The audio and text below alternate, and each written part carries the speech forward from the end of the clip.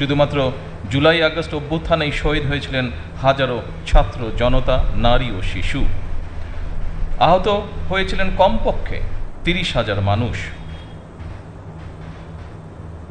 Millions of people endured repressions, persecution and false cases, forcing them to remain away from their homes for years. During the July-August mass uprising alone, thousands of students, ordinary citizens, women and children embraced martyrdom. At least 30,000 people were injured as well. I pay my deepest tribute to all the martyrs of the anti-fascist movement. আমি ফ্যাসিবাদ বিরোধী আন্দোলনের সকল শহীদের প্রতি গভীর শ্রদ্ধা জানাই। হতাহত পরিবারের প্রতি জানাই গভীর সহানুভূতি এবং সমবেদনা। I also extend my profound sympathy and condolences to the families of the martyrs as well. উপস্থিতিবৃন্দ, July আগস্টের অভ্যুত্থান ঠেকাতে ফ্যাসিস্ট চক্র হেলিকপ্টার থেকেও গুলি করেও গণতান্ত্রিক জনগণকে হত্যা করেছিল। পরাজিত, পতিত, বিতাড়িত ফ্যাসিস্টদের এমন নৃশংসতা, এমন বর্বরতা সভ্য জগতে বিরল। To suppress the July-August mass uprising, the fascist regime even opened fire from helicopters, killing democracy-loving citizens. Such brutality and barbarity by the defeated and ousted fascist forces are rare in the civilized world. ফ্যাসিবাদী শাসনামলে গুম, খুন, অপহরণকে স্বাভাবিক নিয়মে পরিণত করে ফেলা হয়েছিল। দীর্ঘ 1.5 দশকের বেশি সময় ধরে চলা এই নৃশংসতা শুধুমাত্র স্বাধীনতা পরবর্তী তৎকালীন সরকারের 3.5 বছরের দুঃশাসনের সঙ্গেই তুলনা চলে। During the fascist regime, enforced disappearances, killings and extrajudicial killings had become routine. The atrocities committed over more than 1.5 decades can only be compared with the 3.5 years of misrule by the post-independence Aওয়ামী League government. আজকের ঐতিহাসিক জুলাই গণ অভ্যুত্থান স্মৃতি জাদুঘর ভবিষ্যতের প্রজন্মের সামনে তাদের পূর্বসূরিদের সাহসী ইতিহাস যেমন তুলে ধরবে, অপরদিকে তাদের সামনে উন্মোচিত হবে বিতাড়িত ফ্যাসিস্টদের মুখোশ। In this context, today's historic July Mass Uprising Memorial Museum will present to future generations the courageous history of our forefathers' sacrifices. At the same time, it will expose before them the true face of the ousted fascists. এই স্মৃতি জাদুঘর আমাদের জনগণের সংগ্রাম, আত্মত্যাগ, বেদনা, সাহস এবং গণতান্ত্রিক আকাঙ্ক্ষাকে জাতীয় স্মৃতিতে স্থায়ীভাবে ধারণ করার এক ঐতিহাসিক উদ্যোগ। The Memorial Museum is a historic initiative to permanently preserve in our national memory the struggle, sacrifice, pain, courage and democratic aspirations of our people. আমি আশা করি এই জাদুঘর শুধুমাত্র 2024 সালের নৃশংস ঘটনার স্মারক হবে না। এই জাদুঘর বাংলাদেশের মানুষের সামগ্রিক গণতান্ত্রিক অভিযাত্রার সঙ্গে জুলাই গণ অভ্যুত্থানের সম্পর্ক তুলে ধরবে। শুধুমাত্র জুলাই গণ অভ্যুত্থানই নয়, এখানে বাংলাদেশের প্রতি গণতান্ত্রিক আন্দোলন সংগ্রামের ইতিহাসও সংরক্ষিত থাকা জরুরি। I hope this museum will not merely serve as a memorial to the tragic events of 2024. Rather, it will illustrate the connection between the July mass uprising and the broader democratic journey of the people of Bangladesh over the years. It is essential that this museum preserve not only the history of the July mass uprising, but also the history of every democratic movement and struggle in Bangladesh. ইতিহাস সাক্ষী, বিতাড়িত ফ্যাসিবাদী চক্র কখনোই দেশে গণতান্ত্রিক শাসনকে মেনে নিতে পারে নাই। এদেরই পূর্বসূরিগণ 1975 সালে সংবিধান পরিবর্তন করে দেশে গণতন্ত্রের কবর রচনা করেছিল। History bears witness that the ousted fascist forces have never accepted democratic governance in the country. Their predecessors buried democracy by attending and amending the constitution in 1975. Later, the proclaimer of Bangladesh's independence, Shohid President Ziaur Rahman, upon assuming the responsibility of governing the state, restored multi-party democracy in the country. পরবর্তীতে বাংলাদেশের স্বাধীনতা ঘোষক শহীদ president Ziaur Rahman রাষ্ট্র পরিচালনার দায়িত্বে এসে দেশে পুনরায় বহুদলীয় গণতন্ত্র পুনঃপ্রতিষ্ঠিত করেছিলেন। এইসব ইতিহাস জুলাই গণঅভ্যুত্থান স্মৃতি জাদুঘরে সংরক্ষণ করা হলে ভবিষ্যৎ প্রজন্ম অবশ্যই উপকৃত হবে। If this history is preserved in the July Mass Uprising Memorial Museum, future generations will undoubtedly benefit from it. আমি আশা করি এই জাদুঘরে জুলাই আগস্টের রক্তক্ষয়ী গণঅভ্যুত্থানের শহীদদের পরিচয় ও জীবন কথা, আহতদের সাক্ষ্য, গণঅভ্যুত্থানে অংশগ্রহণকারী বীর ছাত্র জনতার প্রত্যক্ষ অভিজ্ঞতা, আলোকচিত্র, ভিডিও চিত্র, সংবাদ প্রতিবেদন, পোস্টার, দাওয়াল লিখন, গ্রাফিতি, কার্টুন, কবিতা, গান, নাটক, চিত্রকর্ম, ব্যক্তিগত স্মারক এবং ডিজিটাল উপাদান ও সংরক্ষিত থাকবে। I hope this museum will preserve the identities and life stories of the martyrs of the July-August mass uprising, the testaments of the injured, the first-hand experiences of the brave students and citizens who participated in the uprising, their photographs, video footages, news reports, posters, wall writings, graffiti, poems, songs, dramas, works of art, all the creative work, personal, memorial and digital archives as well. যারা এই জাদুঘরে নিজেদের ব্যক্তিগত স্মারক, দলিল, আলোকচিত্র, শিল্পকর্ম জাদুঘরের জন্য প্রদান করেছেন তাদেরকে আমি আন্তরিকভাবে ধন্যবাদ জানাই। I extend my sincere gratitude to all those who have donated their personal experiences, documents, photographs and works of art to enrich this museum. উপস্থিত সুধীবৃন্দ, আমি বিশ্বাস করি অসম্পূর্ণ, অতিরঞ্জন বা উদ্দেশ্য প্রণোদিত বয়ান ইতিহাসকে শক্তিশালী করে না। Distinguished guests, I firmly believe that incomplete, distorted or motivated narratives do not strengthen history. বরং তা ইতিহাসের বিশ্বাসযোগ্যতাকে দুর্বল করে এবং ভবিষ্যৎ বিভেদের কারণ হয়ে দাঁড়ায়। Rather, they undermine its credibility and become a source of division for future generations. সুতরাং প্রতিটি বিষয় যথাসম্ভব সত্যতা নিশ্চিত থাকা প্রয়োজন। একই সঙ্গে জাদুঘরে রাখা বিষয়বলী সম্পর্কে বাংলার পাশাপাশি ইংরেজি এবং অন্যান্য ভাষাও উপস্থাপিত হলে বিশ্বের ভিনদেশী মানুষ, ভিন্নভাষী মানুষ বাংলাদেশের গণতান্ত্রিক সংগ্রামের ইতিহাস সম্পর্কে জানতে সুবিধা হবে। Therefore, every effort must be made to ensure the highest possible degree of historical accuracy.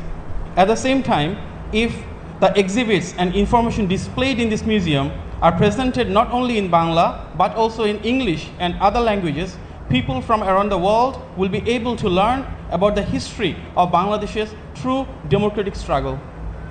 উপস্থিত শহীদ পরিবারের শোকাহত সদস্যবৃন্দ, ফ্যাসিবাদ বিরোধী আন্দোলনে যারা হতাহত হয়েছেন, পর্যায়ক্রমে আইনের যথাযথ প্রক্রিয়া অনুসরণ করে সেই বিচার হবে স্বচ্ছ, নিরপেক্ষ এবং বিশ্বাসযোগ্য।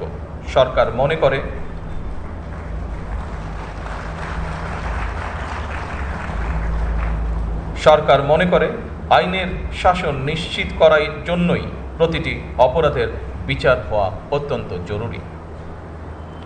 Distinguished members of beloved families of the martyrs, those who lost their lives in the anti-fascist movement will receive justice. This will not be an act of vengeance.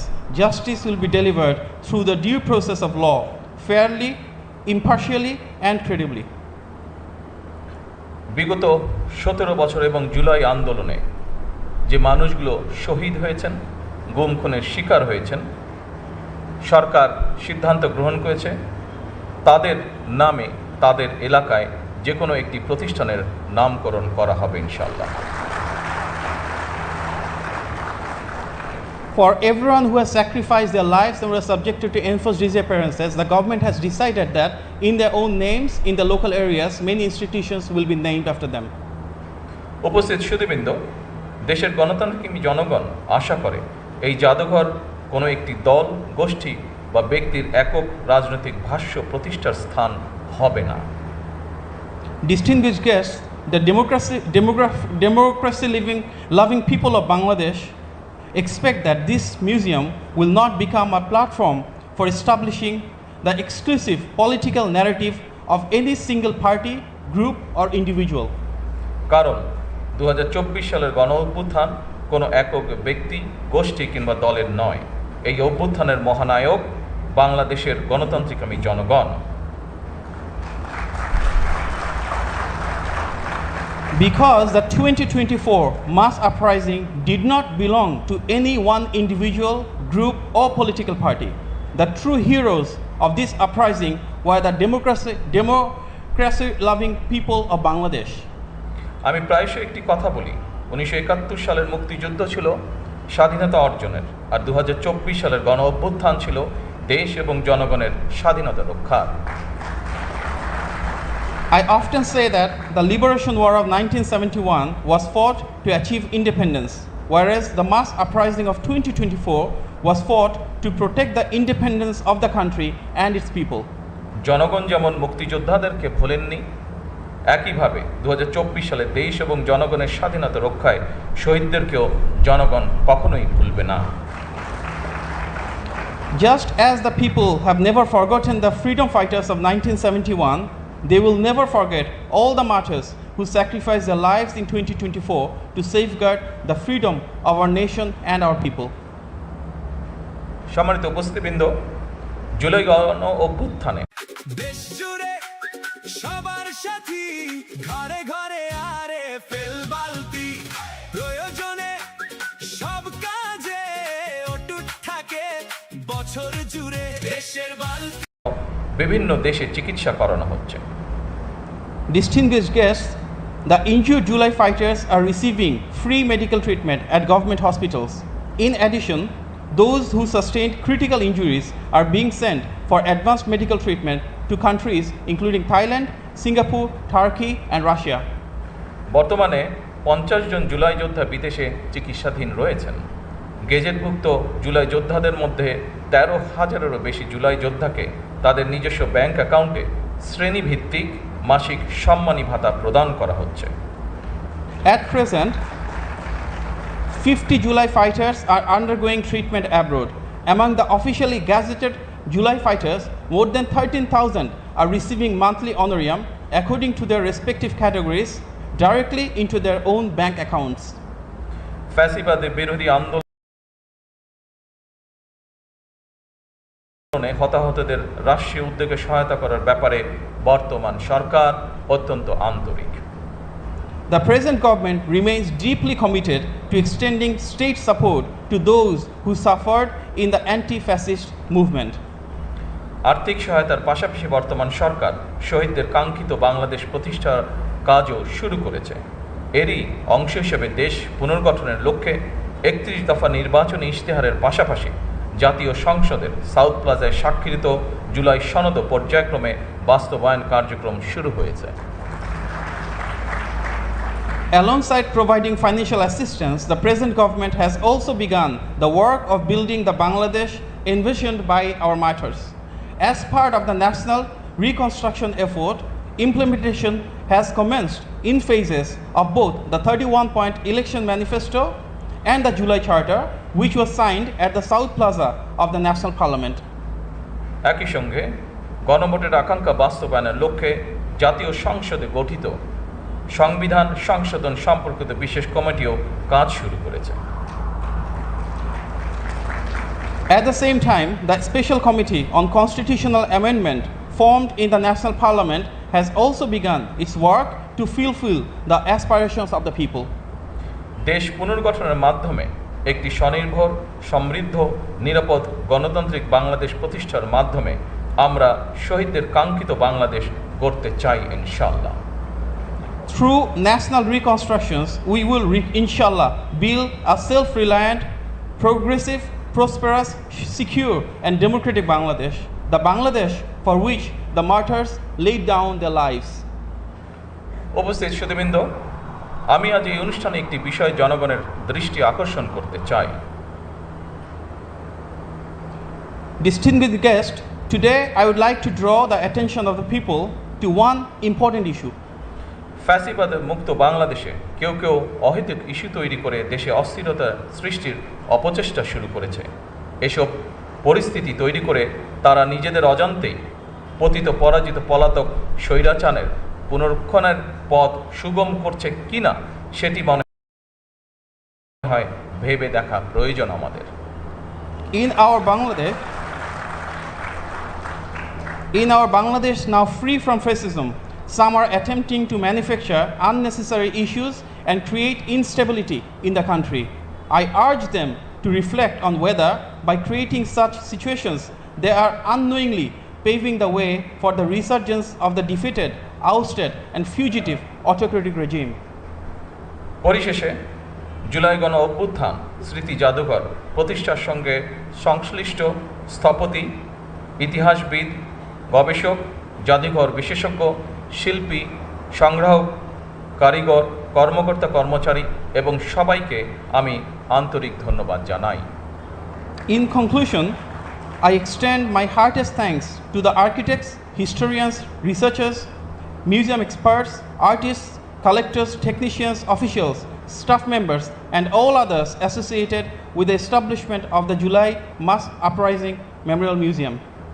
আজকের এই দিনে আমি আরও ধন্যবাদ জানাতে চাই বাংলাদেশ সশস্ত্র বাহিনীকে গণতন্ত্র এবং জনগণের পক্ষে অবস্থান গ্রহণের জন্য। Today, I express my deepest thanks to all the armed forces for their vital role and standing by the side of the people during the fascist rule. Thank you. এই বাংলাদেশ আর কখনোই তাবিদারি রাষ্ট্রে পরিণত হবে না ইনশাআল্লাহ। এই প্রত্যাশায় জুলাই গণ অভ্যুত্থান স্মৃতি জাদুঘরের শুভ উদ্বোধন ঘোষণা করছি। সকলকে আন্তরিক ধন্যবাদ।